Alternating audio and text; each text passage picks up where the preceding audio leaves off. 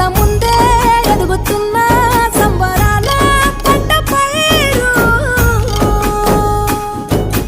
వంద గడపల మందన పల్లె గోడ గట్టని గూడు నా పల్లె చెరువుల తుల్లటి జల్ల షాపోలే